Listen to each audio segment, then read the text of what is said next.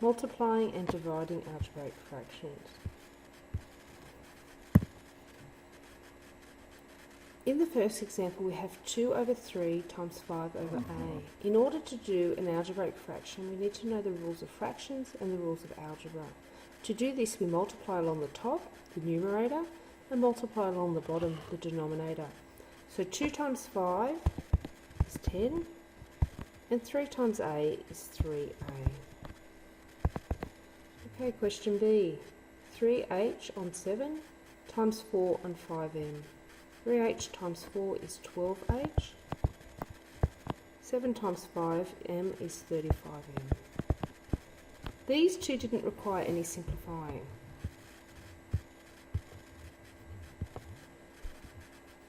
The next example requires us to simplify. We simplify on the diagonal, then we multiply along the top, and we multiply along the bottom. On the diagonal we have 8 and 16. 8 goes into both 8 and 16. We need to find the highest common factor. So we say 8 into 8 goes once, 8 into 16 goes twice. 9 and 15 have a common factor of 3. So 9 divided by 3 is 3, and 15 divided by 3 is 5. So we've done the simplifying. Now we need to multiply along the top and the bottom. 1 times 5 is 5, and 3 times 2 is 6. Let's try the next question. It has the same numbers, but we have an A and a B.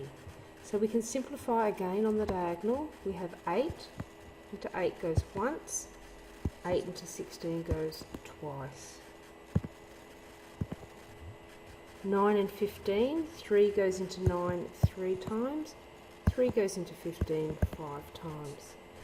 So now we multiply along the top and the bottom, not forgetting our prime numerals there. So 1 times 5 times A is 5A, and 3 times 2 times B is 6B. Now we can simplify both numbers and prime numerals. We have a 12 and a 3 on the diagonal. 12 has a factor of 3, and 3 also has a factor of 3, and it's the highest one. 12 divided by 3 is 4, and 3 divided by 3 is 1. We can also simplify the 5 and the 10. 5 goes into both, 5 goes into 5 once, and 5 goes into 10 twice. Now we have to look at what we can do with simplifying our prime numerals. We have A on the diagonal. Okay, so A goes into A once, A goes into A once. We can just cross them off as well.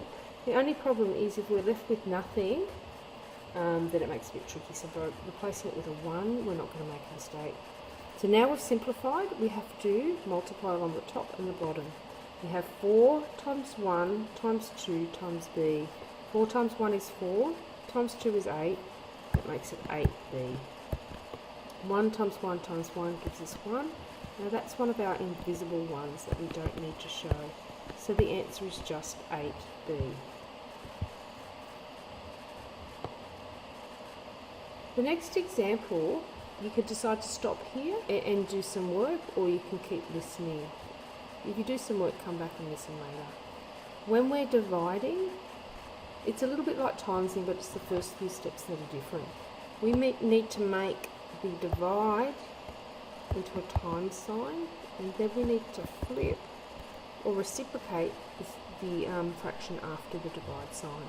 So we just rewrite it out as a times with a reciprocated fraction. So 2 on 3 times 8 on 5. As you can see, this is being reciprocated to become 8 on 5.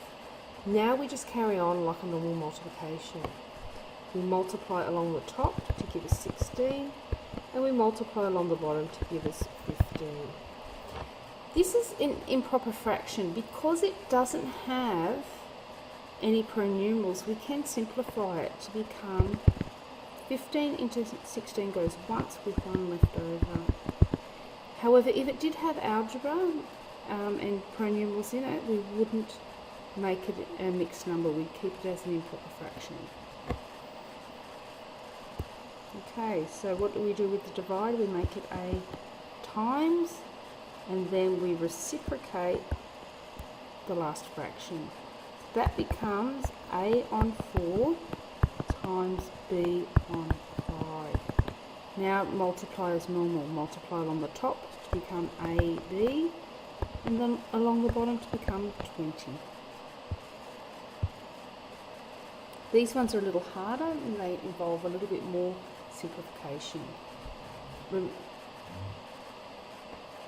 Okay, so we can just put a 1 under here for the first example. So 3m times m squared on 1.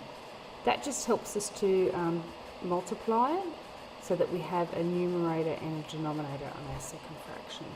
We can rewrite that out as 3mm, because m squared is 3mm, and the other one is 1m.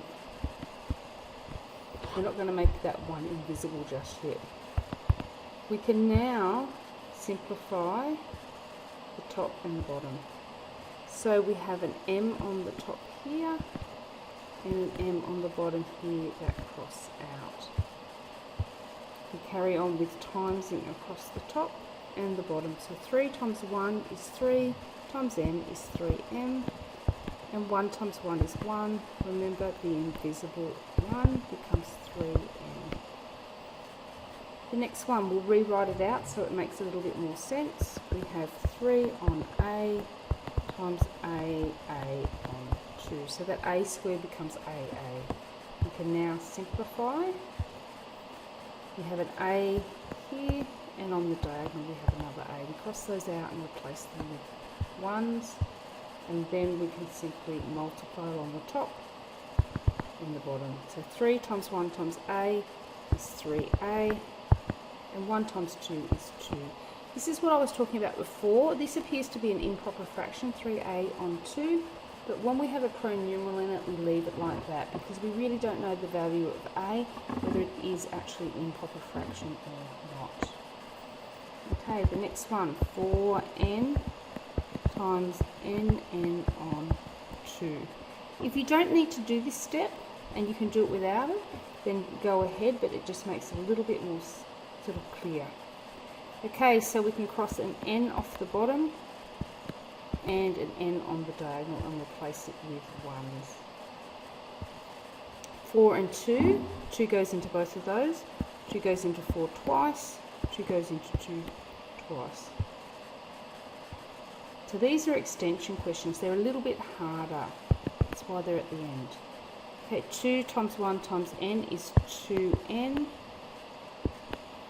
And, oops, we have a mistake here. Did anyone spot that?